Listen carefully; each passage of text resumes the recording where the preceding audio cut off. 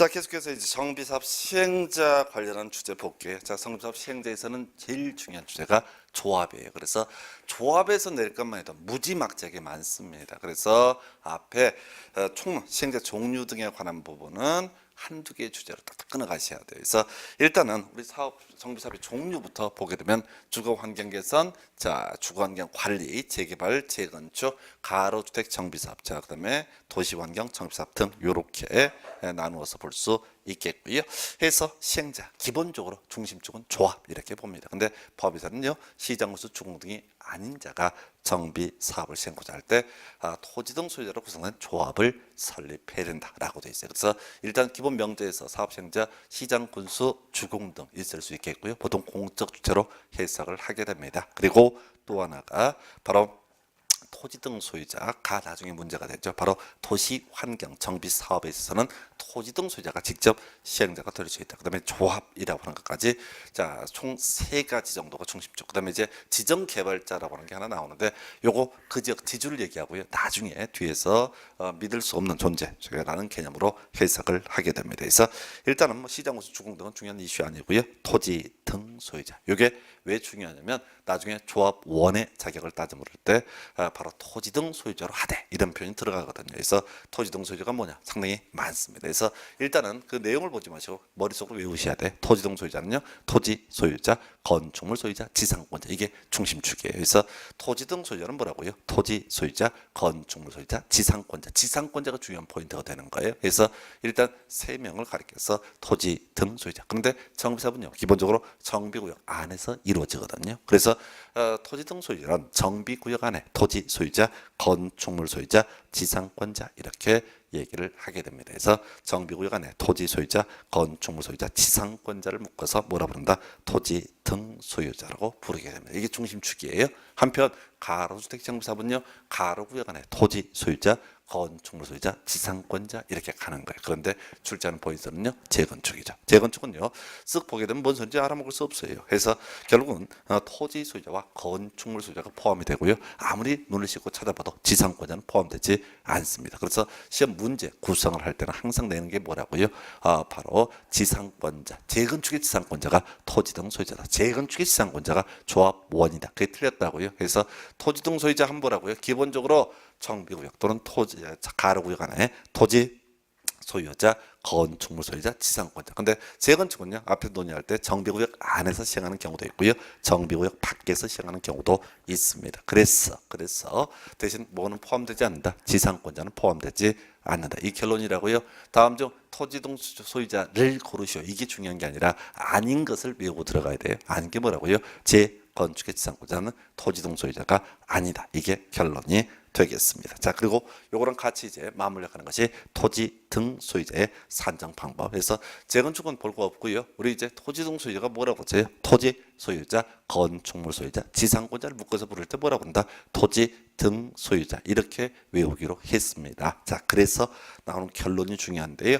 이 머릿수를 어떻게 산정할 것인가 라고 하는 것. 나중에 이제 과반수의 동의를 받아라 뭐 이런 표현 나오거든요. 그러면 이 과반수를 얘기함에 있어서 전체 숫자를 먼저 계산을 해봐야 돼요. 그래서 일단 무조건 한 명으로 계산합니다. 그래서 어떻게 법이 되어 있냐면 자 수인 하나의 필지 또는 하나의 건축물이 수인의 공유에 속한다. 그러면 이때는 몇 명으로 계산한다? 한 명으로 계산한다. 두 번째, 한 사람이 다수의 필지, 다수의 건축물을 가지고 있다라고 할지라도 이때는 어떻다? 한 사람으로 계산을 하게 된다. 그리고요, 토지의 지상권 설정돼 있어도 어떻다? 토지 소유자와 지상권자를 대표하는 한 사람을 토지 등 소유자로 본다 해서 자 그리고 이제 따지면 남는 것이 토지 소유자와 바로 건축물 소유자가 다른 경우 이때만 각 1인을 뭘로 본다? 토지 등 소유자 해서 한 명으로 계산은 각각 1인을 토지 등 소유자로 계산다 할 것이고요. 다시 정리하면 이렇습니다. 지금 토지 등 소유자라고 하는 것은 토지 소유자, 그 다음에 건축물 소유자, 그 다음에 지상권자 이렇게 총 3명이 중심축이 되게 된다고요. 어차피 재건축은 지상권자가 빠지기 때문에 시험에 나오지 않습니다. 그랬을 때 자 요거 이제 경우수를 따졌을 때 한 사람이 다수의 필지, 다수의 건축물을 가지고 있으면 한 사람을 본다. 또 자 뭐가 하나의 토지 또는 하나의 건축물 여러 명이 공유하고 있어도 한 사람으로 계산한다. 그리고 토지의 지상권 설정돼 있으면 대표는 한 사람을 토지 등 소유자로 보고요. 마지막 쟁점 토지 소유자, 건물 소유자가 다를 때는 이들 어떻게 다 각 1인을 토지 등 소유자로 계산한다. 그래서 요건 밑에 문제 가지고 한번 볼까요? 자, 각 필지별로 재개발이라고 되어 있고요. 토지 등 소유자의 수를 구하시오라고 되어 있습니다. 1번지를 보니까 토지 소유자 한 명 있죠? 그러면 1번지에서 나오는 토지 등 소유자는 한 명 이렇게 가는 거예요. 두 번째요. 자, 토지 소유자 BC가 공유하고 있고요. 지상권자 DE가 공유하고 있습니다. 앞에서 논의할 때 공유하면 대표는 한 사람을 뭘로 본다? 토지 등 소유자. 그래서 자, BC 중에 대표는 한 사람, 또 DE 중에 대표는 한 사람 이렇게 가야 되는데 문제는 토지 지상권이 설정되어 있게 되면 어떻다? 이때는 대표는 한 사람. 그래서 전체를 대표는 한 사람이 뭐가 된다? 토지 등 소유자. 해서 이렇게 차트 나올 때는요. 지상권자 다 무시해 버리세요. 지상권자는 다 무시하시면 됩니다. 지상권자는 어차피 나중에 분양 대상 관리 처분할 때도 그 분양 대상에서 제외되게 됩니다. 그래서 그 정도로 봐주시고요. 그 다음에 3번지를 보니까 자, 토지 소유자, 건축물 소유자라고 하는 거 다르네요. 그러면 이때는 각각 1인을 뭘로 본다? 토지 등 소유자. 4번지 보니까 A 이렇게 되어 있어요. 토지 소유자 A, 건축물 소유자 A. 그러면 대표는 한 사람이 뭐가 된다? 토지 등 소유자. 그런데 이 문제는 약간 꽈놓은 거예요. A라고 하는 사람은 제일 1번지에서 이미 토지 등 소유자로 계산이 된 바가 있습니다. 그래서 결과적으로 1번지 1명, 2번지 1명, 3번지 2명, 4번지 1명이라서 총 5명처럼 보이는데 A가 중복되기 때문에 이때는 어떻게 한다고요? 바로 자, 총 4명이 뭐가 된다? 토지 등 소유자 해서 계산할 때 가장 편한 방법.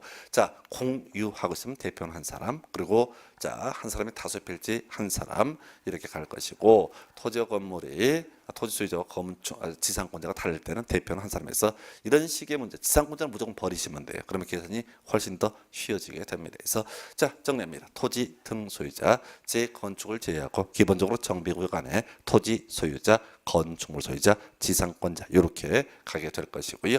그리고 나서 지금 문제가 되는 것들 바로 토지 등 소유자를 산정할 때는 공유하면 대표는 한 사람이 다수의 필지 등 한 사람, 그리고 토지의 지상권 설정돼서도 대표는 한 사람. 누가 됐냐는 중요한 게 아니에요. 그리고 나서 토지와 건물 소유자가 다를 때는 각 1인을 토지 등 소유자로 산정하게 된다 해서 그 정도까지가 토지 등 소유자의 산정 방법 이렇게 정의를 합니다. 자, 그 다음에 이제 141페이지 정비사업별 시행자라고 해서 제일 어려운 파트죠. 앞에서 논의할 때 이 정비사업 시행자는 시장구수 주공 등이 아니다라고 한다면 기본적으로 조합이 시행자가 된다라고 봤습니다. 물론 이 조합 외에 도시환경 정비 사업에 있어서는 토지 등 소유자가 조합을 설립하지 않고도 직접 시행자가 될 수 있다. 이걸 사안을 단순화시키면요 이렇게 되어 있죠. 자, 주거환경 개선 사업에 있어 시행자는 누가 된다? 시장, 군수, 주공 등 이렇게 되어 있고요. 그래서 나중에 동의요건 요거 하나 따로 출제 포인트가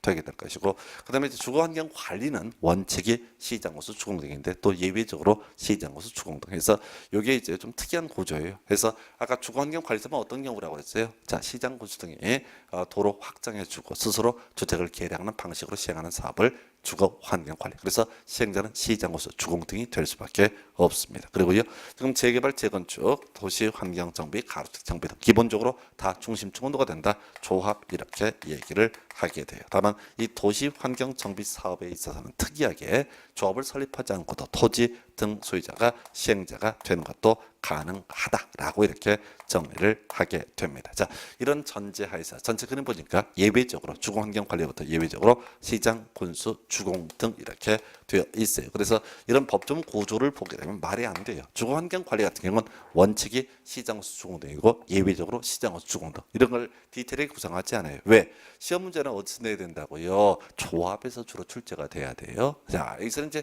굳이 하나 기억한다면 중심축은 자, 주거환경 개선을 제하고는 주거환경 개선과 관리를 제하고는 중심축이 조합이 될 텐데 도시환경 정비 사업에 있어서는 누구도 시행자가 될 수 있다. 바로 도시환경 정비 사업에 있어서는 누구도 토지 등 소유자. 이건 별건 아니고요.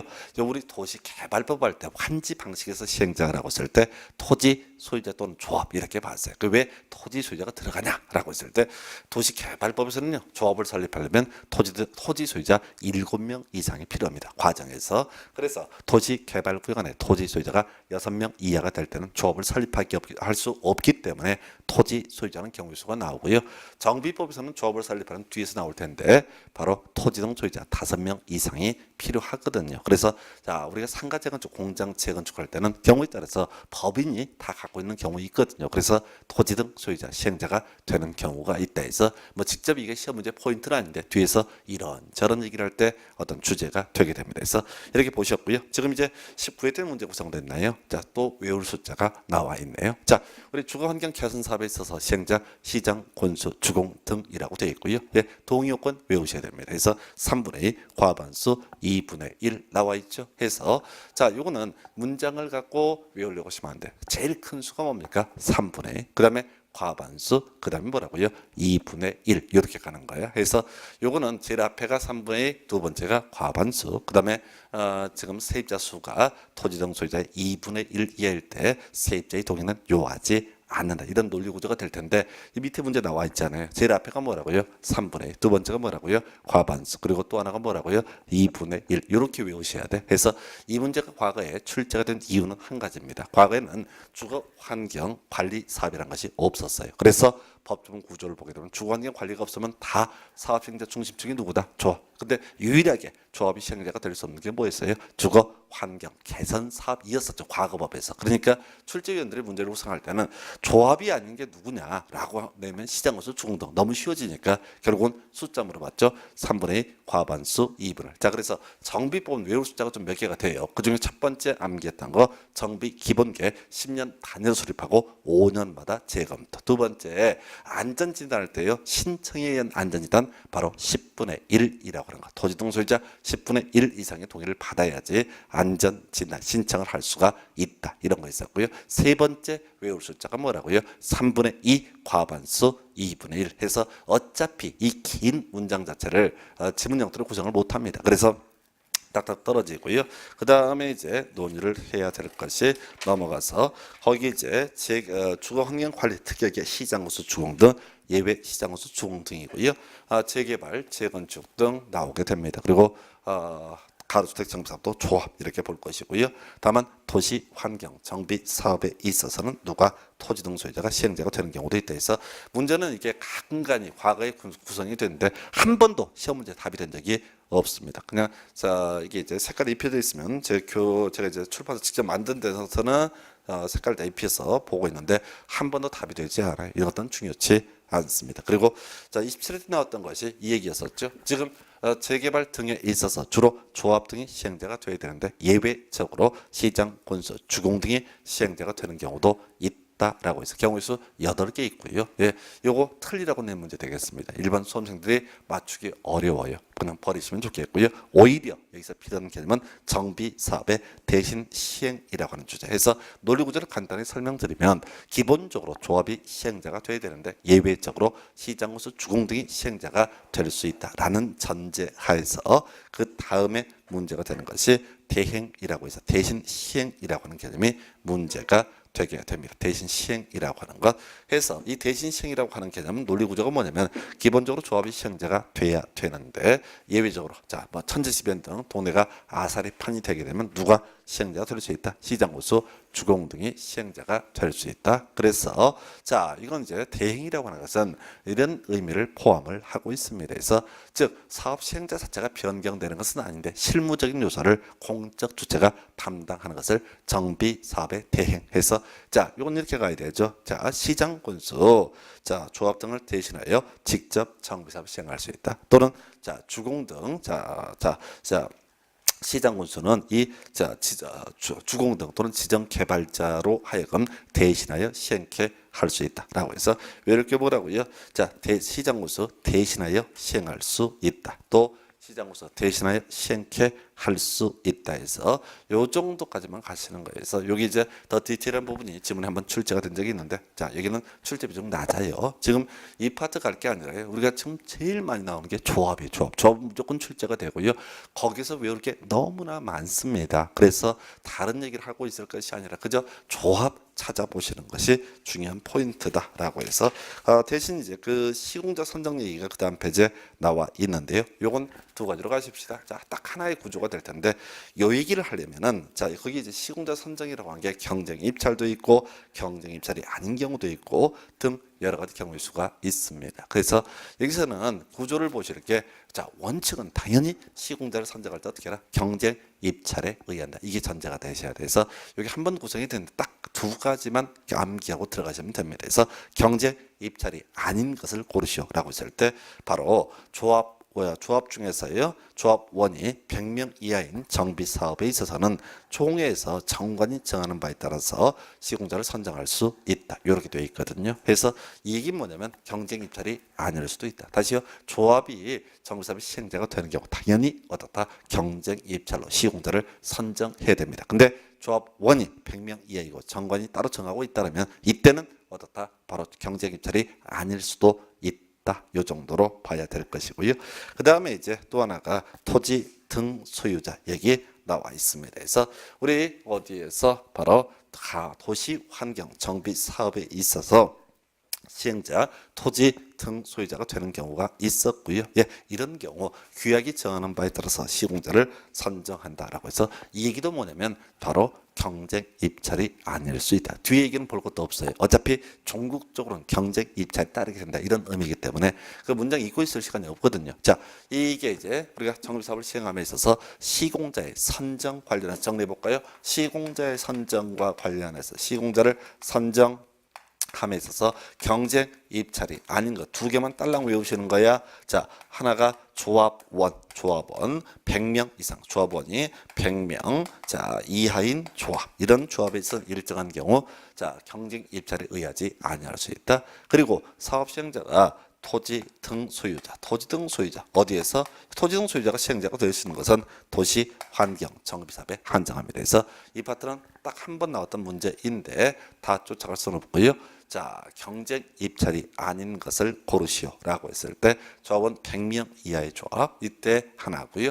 또 하나가 도시환경 정비사업에서 시장 군수주공 등의 지금 토지 등 소유자가 시행자가 되는 경우는 규약이 정하는 바에 따라 좀 더 구체적으로 얘들은 경쟁 입찰이 아닐 수 있다. 그래서 이 얘기를 어디서 이제 비슷한 주제로 공부를 했었냐면 저기서 했었죠. 도시개발법 수용 방식으로 도시개발 사업을 시행을 해감에 있어서 도시개발 사업을 시행을 해감에 있어서 뭐 그런 게 있어요. 자, 조성 토지 등을 공급하는 방법 원칙은 뭐야? 경쟁 입찰 그리고 예외로서 수의계약과 추첨 등이 존재하게 됩니다. 문제는 그거죠. 그래서 이 수의계약이라고 하는 거 경우의 수가 8개가 있는데 외울 수 없고요. 추첨 2가지 외우자고 그랬습니다. 그래서 단독주택 중에서 단독주택 용지의 경우 그 부지면적 330 이하였을 때 이때는 추첨의 방법 그리고 공공택지라고 하는 것도 추첨의 방법. 그래서 결과적으로 2개를 제외하고는 다 수의 계약 이렇게 하는 거예요. 그다음에 경쟁 입찰은 그것들 추첨도 아니고 수의 계약도 아닌 경우를 상정하기 때문에 경쟁 입찰은 다 틀린 편 이렇게 가셨거든요. 해서 지금 도시 및 주거환경 도시 정비법에서 시공자 선정 관련해서는 경쟁 입찰이 아닌 것 2개만 외우신다고요. 조합원 100명 이하인 조합에 있어서 그리고 도시 환경 정비사업에서 토지 등 소유자가 시행자가 되는 경우 이런 경우에는 시공자 선정함에 있어서 바로 경쟁 입찰이 아닐 수 있다. 이 정도까지 가겠습니다. 자, 이제 본론 들어가는 거예요. 지금 제일 중요한 게 매년 출제가 되는 것이 조합에 관한 부분이 되겠습니다. 그래서 우리 정비사업 시행자 중심축은 뭐가 된다고요? 조합이라고 봤던 것인데요. 자, 그런데 우리 이제 교재 순서를 보니까 조합 설립 추진위원회라고 하는 것이 나와 있습니다. 그래서 이 조합 설립 추진위원회라고 하는 개념 법에서 이렇게 표현을 합니다. 조합을 설립하고자 할 때 중간 날려버리고 추진위원회를 구성해서 시장부서의 승인을 받아야 된다. 이렇게 돼 있어요. 그래서 지금요. 근데 이 위에 보니까 원칙이라는 표현을 쓰고 있어요. 그러면 이제 우리 법조문 구조에서 원칙이 있고 예외가 있다라고 한다면 원칙은 시험에 내면 출제 오류 시비가 나오게 됩니다. 그래서 시험에는요 예외만 출제가 됩니다. 물론 과거에 예외가 없던 시절에는 이 조합 설립추진위원회 구성 관련해서 토지 등 소유자 5명 이상이라든가 과반수의 동의 이런 것들이 하나하나 구성이 됐어요. 그런데 지금에 와서는 법이 개정되면서 딱 한 가지 있죠. 바로 예외라고 해서 다음 페이지 가서 보시게 되면은 자 그게 나와 있어요. 가로주택 정비사업을 위한 조합을 설립하고자 할 때 이 추진위원회를 구성하지 아니한다 해서 자 이제 추진위원회는 딱 이 한 문장으로 거의 소배가 되게 됩니다. 그래서 다시 가볼까요? 재개발조합을 설립을 하고자 합니다. 재건축조합을 도시환경정비사업조합을 설립을 하고자 합니다. 예, 당연히 추진위원회 구성해야 됩니다. 그런데 시험 문제에 나오는 포인트는 가로주택정비사업조합을 설립하고자 할 때는 추진위원회 없이 바로 조합을 설립을 할 수 있습니다. 그래서 이게 중요한 포인트가 되는 거예요. 그래서 과거에는 이제 추진위원회 업무라든가 또는 이 추진위원회 관련 동의 이런 것들을 가지고도 구성을 했던 바가 있는데 지금 와서는 법 개정되면서 딱 한 가지예요. 자 추진위원회를 설립하고자 할 때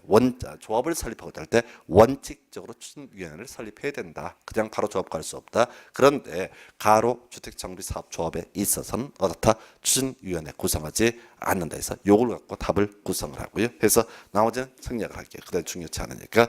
그러면 이제 147페이지인가요? 그다음 나오는 것이 조합의 설립이라는 주제가 나오게 됩니다. 그래서 이 조합이라는 거 일단은 큰 그 과정을 보게 되면 동의 받아야 되고요. 설립인가 그다음에 설립 등기라고 하는 과정 거쳐서 조합은 설립이 되게 됩니다. 다시요. 조합은 설립하려면 기본적으로 동의 받아야 되고요. 두 번째가 설립인가 시정군수한테 받아야 되고요. 세 번째가 설립 등기 이런 과정이라고요. 조합을 설립하려면 자 먼저 동의 얻어야 돼. 그다음 두 번째가 설립인가라고 하는 거 필요하고요. 세 번째가 설립 등기라고 하는 이런 세 가지 과정을 통해서 조합은 설립되게 된다. 이렇게 정의를 하게 됩니다. 이게 기본적인 구조로 볼 수가 있어요. 그래서 먼저 동의라고 하는 거 해서 이 동의 요건 숫자를 물어보죠. 그래서 숫자 외우셔야 돼요. 자, 재개발부터 볼까요? 도시환경정비사업조합 재개발조의 경우 보니까 4분의 3의 2분의 1 이상의 동의를 받아야 됩니다. 앞에 있는 게 4분의 3이고요. 뒤에 있는 게 2분의 1입니다. 자, 어차피 이런 식의 문제는 뒤에서 보시겠지만 다 괄호넣기 문제로밖에 출제를 하지 않습니다. 그래서 자세히 볼 필요 없고요. 재개발은 뭐야? 4분의 3의 2분의 1 이렇게 외우시는 거고요. 그 다음에 가로주택 정비 사업에 있어서는 10분의 8에 3분의 2라고 외우시면 됩니다. 자, 정비법 외우실 숫자가 많네요. 제일 처음에 나왔던 것이 정비기본계 10년 단위로 수립하고 5년마다 재검토. 두 번째 안전진단 신청할 때 10분의 1 이상의 동의를 받아야 된다. 이런 것들이 있었지요. 그리고 앞에서 주거 환경 개선 사업의 동의 요건 자 3분의 2의 과반수의 2분의 1 이렇게 이제 숫자 외웠었고요. 네 번째 외울 숫자가 자 재개발이라고 하는 거 4분의 3의 2분의 1 이렇게 얘기를 합니다. 예, 그다음에 가로주택 정비사업은요 10분의 8에 3분의 2라고 얘기를 합니다. 두 개는 반드시 외우셔야 돼. 그리고 재건축을 보니까 겁나 복잡해요. 주택단지 안과 밖으로 구분해서 숫자가 무시하게 출제가 되는데 이거 일반 수험생 외우시기 어렵습니다. 버리시기 바랍니다. 그런데 그 뒤에 숫자를 보니까 뭐가 있냐면 문제가 이제 하나 예제가 나와 있는데 재건축사 뭐 나와 있고요. 그 다음에 재개발 나와 있습니다. 그래서 이렇게 박스형 문제를 풀어가실 때는 절대로 어떻게 하자 밑에서부터 위로 치고 가셔야 돼요. 항상 박스형 문제는요 위쪽이 어렵고 아래쪽을 쉽게 내는 게 일반적인 출제 기술이에요. 그래서 자 우리가 재건축은 아예 외우지 말기로 했어요. 그죠? 외울게 재개발 도시환경정비사업조합은 4분의 3의 2분의 1 재건축은 뭐라고요? 자 가로주택 정비사업은 10분의 8의 3분의 2 이렇게만 가시는 거예요. 그래서 지금 이것은 그 여러분 자료 148페이지인가요? 문제 나와 있는 거 재개발만 아시게 되면 이 문제를 다 풀 수가 있어요. 자, 그 다음에 이제 또 한 번 문제 구성될 때 가로주택 정비사업만 외우게 되면은 다 문제를 풀 수 있게 만들어 줍니다. 그래서 정리합니다. 지금 첫 번째 숫자 정리할 거 지금 재개발과 도시환경 정비사업조 도시환경 정비사업은 아직은 안 나오고 있어요. 똑같은 구조예요. 자 앞에가 4분의 3 뒤에가 2분의 1의 동의를 받아라. 그러면 가로주택정비사업조합이라고 하는 거 가로주택정비사업조 어떻게 10분의 8에 3분의 2 이상의 동의를 받아라. 이 정도만 외우시면 지금까지 모든 문제를 다 답을 맞추실 수가 있습니다. 그리고요. 자, 설립인가 누구한테 시장 군수라고 하는 사람한테 받아야 되고요. 자, 그다음에 설립인가 받은 다음에 중국적으로 등기라고 하는 것을 해야지 조합은 성립되게 됩니다. 해서 우리가 법인 설립 등기로서 조합을 성립하기 때문에 그리고 사람들의 결집체이기 때문에 이 조합은 소위 사전 법인으로서의 성격을 가지고 있습니다. 그래서 요 정도까지. 그리고 좀 어려운 거 해볼까요? 너무 쉬우니까요. 지금 한 페이지 앞에 재개발, 도시환경, 정비사업의 설립 동의요건 4분의 3에 2분의 1 외웠어요. 자, 그런데 이렇게 인가 설립 동의받고 설립 인가를 받은 다음에 인가 받은 내용, 자 여기까지 내용을 변경을 하고자 한다. 그럼 원칙은요 동의 다시 받아야 되고요 또 변경 인가를 받아야 됩니다. 근데 시험에 뜨는 것은 예외가 나와요. 그래서 거기에 이제 예외라고 해서 경우의 수가 몇 개가 나와 있어요. 그 필요 없고요. 우리가 어차피 시험에는 예외만 출제가 되기 때문에 어떤 경우에 동의 없이 또 인가도 안 받고 신고로서 가능한 거냐라고 하는 것은 중요치 않아요. 그래서 시험 문제 구성할 때는 무조건 이 예외 지문 지금 여러분 자료에 4개 5개 나와 있네요. 예외 지문을 딱 던져놓으면서 이런 경우 자 동의받고 변경 인가를 받아야 된다. 이런 식으로 구성해요. 그래서 이렇게 뭐라고요? 자 일정한 경우는 어떻다? 동의 필요 없고 또는 인가가 아니라 신고로서 가능하다. 해서 단순화시키면 시험 문제 구성할 때 이러한 내용을 변경할 때 인가를 받아야 한다는 다 틀렸어요. 어디에서 이런 문제 이미 구성됐냐면 자 우리가 도시개발조합을 설립할 때 동의 받아야 되고요. 두 번째가 설립 인가 받고 설립 등기 이런 과정도 되어 있는데 인가된 내용 중에서 주된 사무소의 소재지 변경 이건 신고하면 되거든요. 근데 시험 문제 구성할 때는 자 주된 사무소의 소재지 변경할 때는 어떻게 해라? 바로 인가를 받아야 된다 해서 원칙과 유예를 바꿔 지켜야 하는 거예요. 그래서 자 결론은 뭐라고요? 다시 갑니다. 재개발 등에 있어서 동의받고 설립 인가했던 받았던 그 내용을 변경하고자 할 때 원칙은 다시 동의받고 또 설립 인가를 받아야 한다. 그런데 실제 시험에 뜨는 건 일정한 경우 그 내용을 아실 수는 없어요. 예, 그런 경우 일정한 경우에는 어떻다? 동의 없이 신고로서 가능하다. 해서 이렇게 뭐라고요? 인가받은 내용을 변경할 때 동의 없이 신고로서 가능하다. 해서 문제 구성할 때는 동의는 받아야 된다라고 해서 틀리게 뽑아주거나 자 인가는 받아야 된다라고 해서 틀리게 뽑아주거나 해서 그게 아니라 자 이런 일정한 상황 시험에 뜨는 게 뭐라고 동의받고 설립인가 같은 상황을 변경하고자 합니다. 그러면 이때 뭐라고 결론은 동의 필요 없고 어떻다 신고로서 가능하다. 이렇게 요걸 외우셔야 돼. 그래서 경우의 수를 따지는 건 아무런 의미가 없어요. 어차피 시험에서는 법조문에서 그대로 출제가 되기 때문에 자 동의 없이 신고로서 가능하다 해서 거기 이제 이미 답이 됐던 주제이고 5개 항목이 나와 있는데 그걸 외워서 가는 게 아니라 다시요 재개발 조합 등을 설립할 때 동의받고 설립 인가 등의 과정을 거쳐야 된다. 자 이렇게 인가까지 있을 때 이 내용을 변경을 하고자 한다라고 한다면 동의 필요 없고 신고로서 가능하다 이렇게 되어 있어요. 이건 이제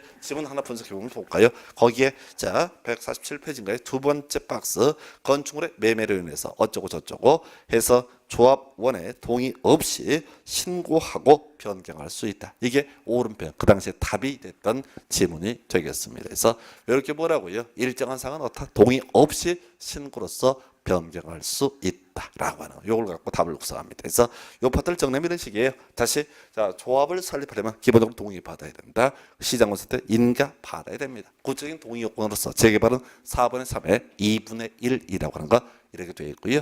가로주택 정비사업은 10분의 8에 3분의 한편 재개발 조합 등에 있어서 이 인가받은 내용을 변경을 하고자 한다라고 한다면 어떻다? 일단 동의 없이 신고로서 가능하다. 동의 없이 신고로서 가능하다. 이것만 외우셔야 돼요. 그래서 여기 나중에 가게 되면 똑같이 사업적 인가 받고 일정한 내용을 변경을 하고자 한다라든가 관리청객 인가를 받고 나서 일정한 내용을 변경을 하고자 한다. 뭐 이런 것 뜨게 되면 무조건 뭐라고요? 동의 없이 신고로서 가능하다. 이렇게 정리를 하게 됩니다. 그래서 이 정도가 소위 이제 주택 이 정비사업조합의 설립 등에 관한 부분 이렇게 정리하고요. 그다음에 이제 나오는 주제가 조합원의 관한 개념 나오게 됩니다. 앞에서 우리가 조합원을 논하기 위해서 필요했던 개념 바로 토지 등 소유자라고 하는 개념이 있었죠. 자, 토지 등 소유자는 따로 얘기하려면 정비구역 혹은 가로구역 안에 토지 소유자, 건축물 소유자 그리고 지상권자 이렇게 얘기를 합니다. 토지 소유자, 건축물 소유자, 지상권자 이렇게 가는데 다만 재건축에 있어서는 어떻다? 지상권자는 토지 등 소유자에 포함되지 않는다. 그래서 이 문제 가장 쉬운 문제 형태는 다음 중 토지 등 소유자가 아닌 것은 하면 답은 재건축의 지상권자 또는 다음 중 조합원이 될 수 없는 자는 하면 재건축의 지상권자. 요걸로 도배를 해버려요. 그래서 거기 이제 정비사업의 조합원은 토지 등 소유자로 하되 토지권 또는 건축물의 소유권과 지상권 수인에 속하는데 수인을 대표하는 이른을 조합원을 본다. 이런 명제에 나와 있죠. 그래서 그저 외울 게 뭐라고요? 조합원은 토지 등 소유자. 따라서 자 재건축의 지상권자는 어떻다? 조합원이 될 수 없다. 좀 응용 들어가면 자 정비구역 밖에 재개발의 지상권자 이런 사람도 조합원 또 토지 등 소유자가 될 수가 없다. 왜? 토지 등 소유자의 기본 정의 자체가 정비구역 안에 토지 소유자, 건축물 소유자, 다만 지상권자 제외라고 하는. 그리고 이제 나오게 되는 것이 중간에 이제 토지 등 소유자라고 할지라도 재건축과 가로주택 정비 사업에 있어서는 동의한 자로 한한다. 이렇게 이제 법이 되어 있네요. 그래서 이건 아직까지 한 번도 구성이 안 됐어요. 그래서 논리 구조가 뭐냐면 이 재건축이라든가 가로주택 정비 사업이라고 하는 것은 논리 구조가 우리가 이제 공법의 영역에서 공부를 하고 있지만 본질적으로 사유재산권 영역에 해당이 되게 됩니다. 그래서요 바로 자 이때는 재건축에 동의하지 않는다라고 하면 그 사람은 조합원에서 제외되고요. 소위 매도 청구의 대상이 되게 됩니다. 근데 이건 거의 아직까지 단 한 번도 시험에 나오지 않았고 요게 동일한 논리 구조로 주택법에 넘어가게 되면요. 리모델링 주택조합 설립에 동의하지 아니한 자 이 사람 조합원 될 수 없고 매도 청구를 할 수 있다. 이 내용이 주택법에서 중요한 출제 포인트로 구성이 되게 됩니다. 그 정도고요.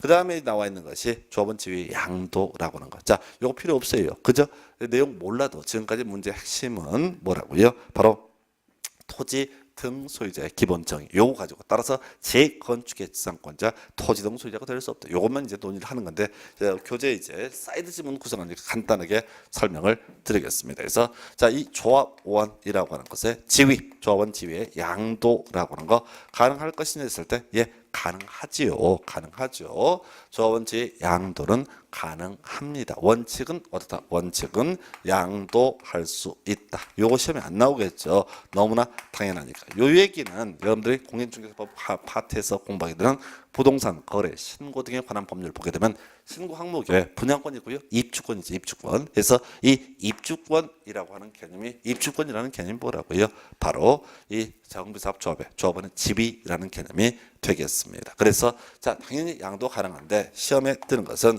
예외 관련해서예요. 자 투기 과열지구내 재건축 조합원의 지위라고 하는 것은 양도할 수 없다. 안 나와요. 왜? 이것엔 또 예외가 또 있거든요. 그래서 투기 과열지구내 재건축 조합원의 지위가 양도가 가능한 경우가 있습니다. 근데 이거는 내용을 몰라도 별 문제가 되지 않는다. 나중에 주택법을 공부할 걸 대비해서 간단하게 설명을 드리겠습니다. 그래서 투기 과열지구내 재건축 조합원의 지위임에도 불구하고 양도 양수가 가능한 경우가 있다 해서 자 이렇게 우리가 설명을 드렸었죠. 한 페이지 넘기시게 되면 이사 불가피한 이사에서 일단은 크게 두 가지네요. 상속과 이혼이라고 하는 개념이 하나가 있을 것이고 다른 도시로 이사, 다른 나라로 이사, 다른 세상으로 가시면 주택으로 이사 가는 경우 이런 경우에는 투기 과열지구내 재건축 조합원의 지위라고 할지라도 예외적으로 양도가 가능하다 해서 이런 얘기죠. 자 남편 이름으로 지금 투기 과열지구내 재건축 조합원의 지위를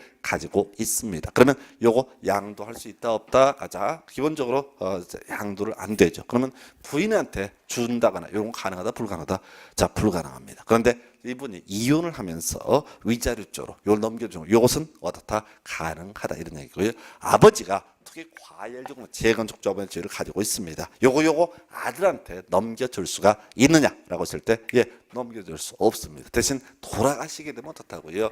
자 우리가 상속인이 사망에 이르게 되면은 그때 바로 등기를 하지 않아도 소유권 취득하게 되죠. 그래서 상속과 이혼이라고 하는 것은 소위 상속과 이혼이라고 하는 개념은 뭘 얘기를 하느냐라고 했을 때 상속이혼이라고 하는 거 이건 신분관계 변동이고요. 그 밑에 이제 다른 도시, 다른 나라, 다른 세상으로 가시면 주택으로 이사 가는 경우에서 다른 나라는 해외 이주, 해외 2년 이상 체류 등을 의미하게 됩니다. 그래서 그 정도까지. 근데 다시 돌아가세요. 조합원의 자격 따져 물을 때는 그저 토지 등 소유자. 해서 토지 등 소유자가 될 수 없는 경우 재건축의 지상권자는 바로 조합원 될 수가 없다. 없다라고 이렇게 얘기합니다. 그래서 이렇게 해서 두 번째 주제로서 조합원이라는 개념을 확인해 봤고요.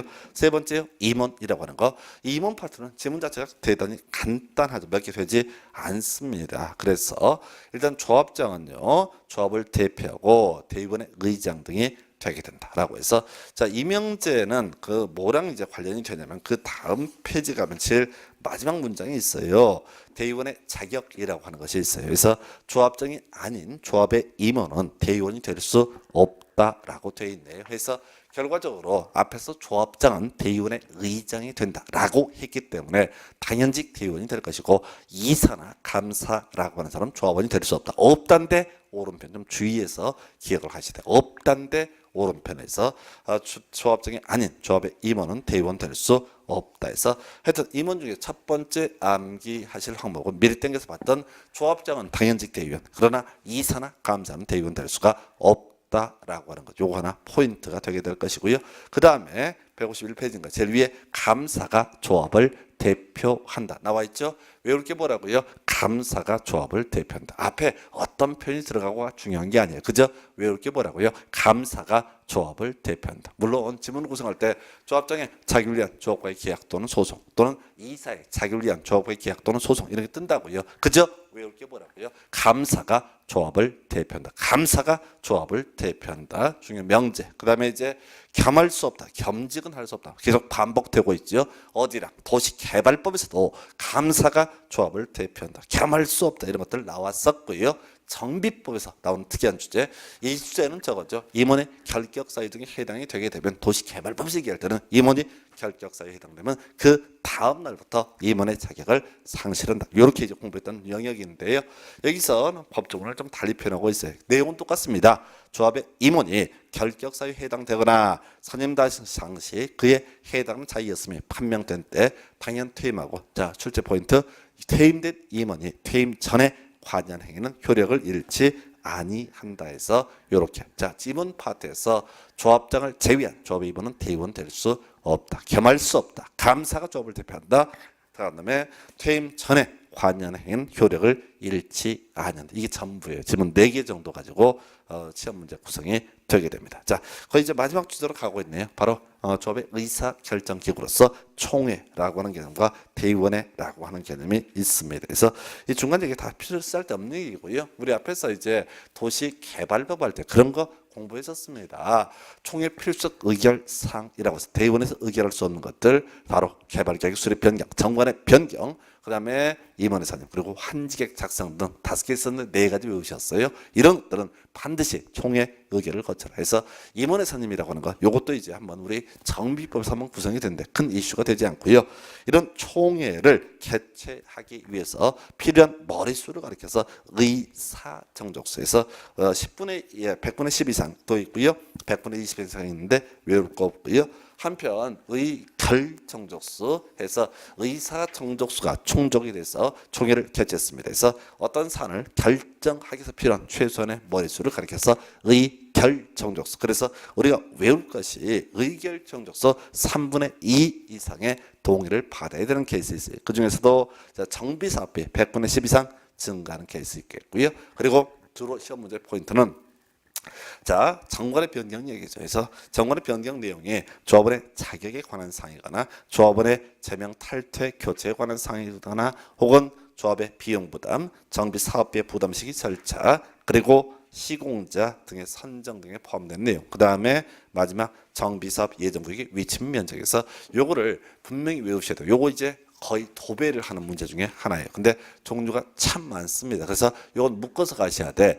모든 조합원이 다 모이는 총회에서 의결을 해야 되는 게 뭐냐라고 했을 때 돈 얘기입니다. 조합원의 자격 얘기입니다. 이게 핵심이에요. 그리고 특이한 게 정비구역의 정비사업 예정구역의 위치 및 면적에서, 자, 정비사업비 100분의 10 증가 뭐 이런 거 나와 있죠. 그 다음에 조합원의 자격, 조합원의 제명 탈퇴, 이게 이제 신분상의 관계. 그 다음에 조합의 비용 부담, 돈 얘기죠. 정비 사업비, 돈 얘기죠. 그리고 또 하나가 뭐가 있다고요? 시공자, 역시 돈 얘기가 되겠습니다. 그래서 그리고 특이한 게 뭐라고요? 정비 사업 예정구역의 위치 및 면적, 이런 것들을 변경하고자 할 때 이때는 바로 3분의 2 이상의 의결 정족수 필요하다 해서 여기는 중간에 의사 정족수 시험 지문에 들을 수 있어요. 상관없어요. 그죠? 시험 문제 답은요. 의결 정족수 3분의 크게 가볼까요? 바로 조합 원의 지위에 관한 부분하고 돈 얘기하고 그리고 특이했던 것이 뭐라고요? 정비삽 예정구역의 위치 및 면적이라고 하는 것. 다시 조합원의 지위 등에 관한 쟁점, 그다음에 돈 얘기, 그걸 정비사업비라든가 조합의 비용 부담, 시공자 이런 식으로 풀어 쓰고 있는 것이고요. 그리고 자 정비사업 예정구역의 위치 및 면적 이런 것들을 변화를 주고자 한다. 그때는 이게 또 사실은 돈과 직결되거든요. 그래서 바로 의결 정족수 3분의 2 이상의 동의를 받아라. 제일 어려운 게 이 파트에서 의결 정족수 3분의 나머지는 시험 지문에 뜨더라도 의사 정족수 그냥 무시하시고 의결 정족수 과반수 무시하시고 그저 의결 정족수 3분의 2 이상의 동의를 받아야 한다. 요거 가지고 도배하는 그런 문제 제일 어려워요. 그래서 우리가 도시개발법에서 총회 필수 의결사항만큼이나 어려운 것이 의결 정족수 3분의 2 이상의 동의. 다시요. 조합원에 관한 문제, 돈 문제, 그리고 정비구역의 위치, 면적, 정비사업 예정구역의 위치 및 면적 등을 변화를 주고자 한다. 이걸 의결을 하고자 한다라고 한다면 의결 정족수 3분의 2 이상의 동의를 받아야 한다. 이렇게 봐야겠고요. 자, 이 정도에서 조합원, 임원, 그 다음에 총회 이런 내용 그리고 조합의 설립 과정 등에서 보셨으면 돼서 하여튼 조합 파트는 많으면 2문제, 3문제까지 나올 수 있는 것이 조합에 관한 주제 잠시 쉬었다가 정비사업 시행 등에 대해서 확인을 하도록 하겠습니다.